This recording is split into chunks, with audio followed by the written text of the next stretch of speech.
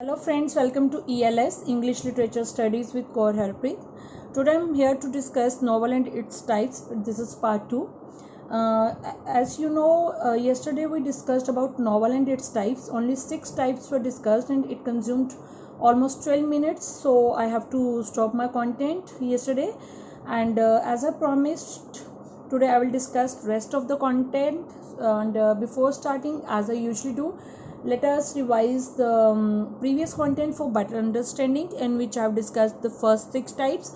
And for those who are new on my channel, please hit the bell button if you like my content, so that you can get notifications for my upcoming videos. And I'm revising my previous content because of my new subscribers, right? I will revise very brief manner. If you want this in detail, you can check out my previous video, right? Novel. It is a long prose fiction over considerable length. It has a plot, a number of characters, and logical conclusion. It can have any type of plot form. It is an effective medium for the portrayal of human thought and action. Right? And first one I have discussed is the prose romance in my previous video. This is the earliest form of the novel, and in this, the author makes the fullest use of the imagination to create an ideal world. And these are some examples: Morte d'Arthur, Ephesus, Rosalind, New Atlantis, and Pendosto, right? Next, I've discussed about the picaresque novel. This is derived from the word picaro, which means rug or rascal, and it is a genre of prose fiction that depicts the adventures of a rug-type but appealing hero, right? It is usually written in first person as an autobiography, and first picaresque novel in England in English literature was Thomas Nast's Unfortunate Traveller. Third type discussed by me was the travelogues, travel stories related with the adventures of travelers. Earliest one is Robinson Crusoe by Daniel Defoe, and we have also Gulliver's Travels by Jonathan Swift. Next is Gothic novel. Developed in later half of the 18th century, Gothic atmosphere in such novels is marked with horror and mystery. And as I already said in my previous video, that I have a full-fledged video on Gothic novel. Link will be provided in the description box, as it is already provided in the last video also. If you are interested, you can check that video. Right. Next is historical novel. A novel that draws its theme from some important historical event. Walter Scott is the father of historical novel, and these are some examples of it, right?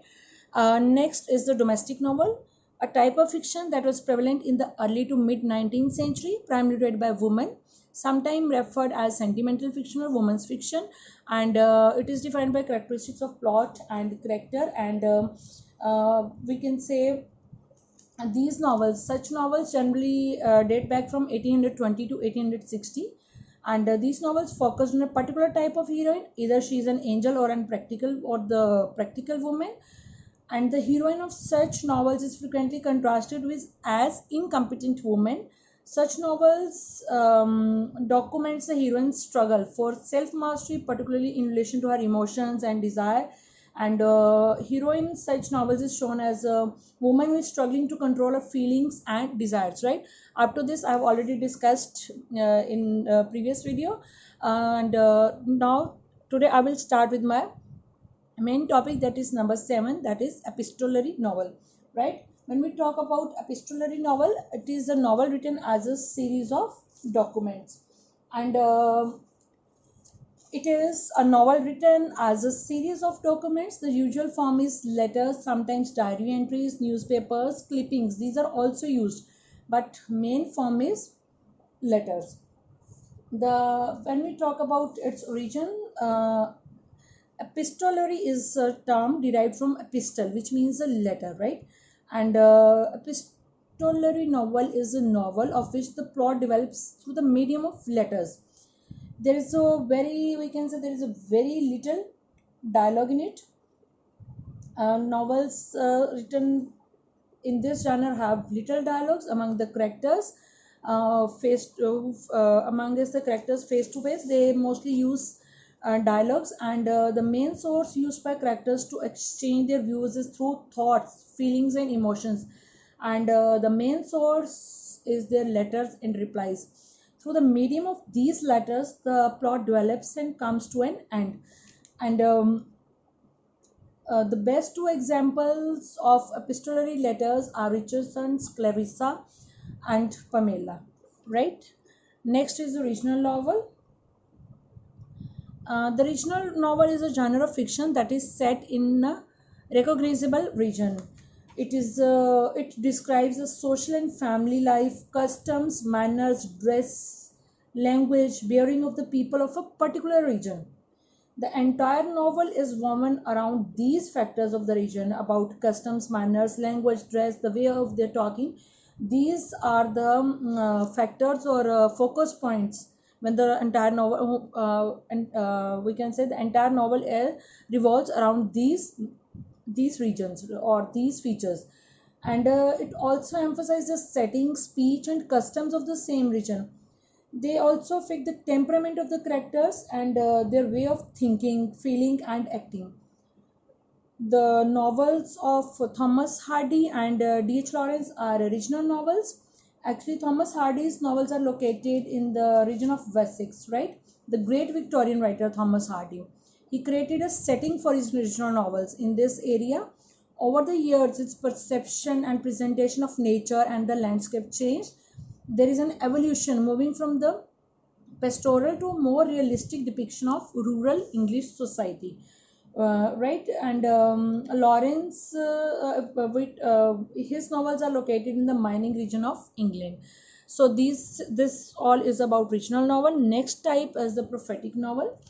When we talk about these novels, the prophetic novels try to forecast what the future would be like, and these novels do not claim to be absolutely authentic. They only give us a tentative picture of the future, and this is based on the tendencies prevailing at that time, prevailing in the present scenario.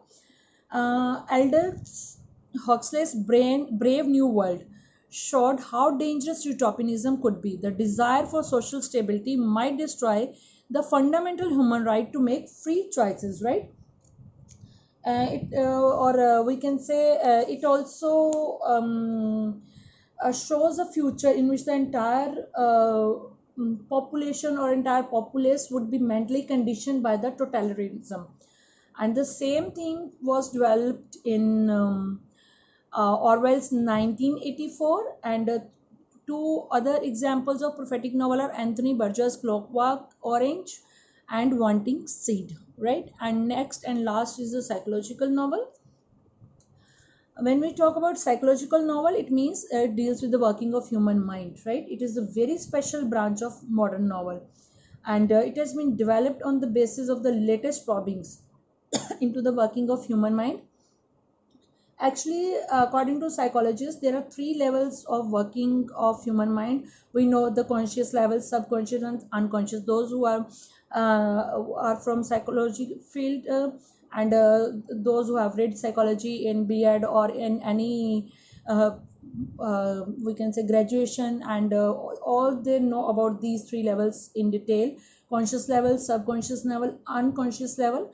And the mind at the subconscious level is constantly working within us, even in our sleeping state, and we have no control upon it, right?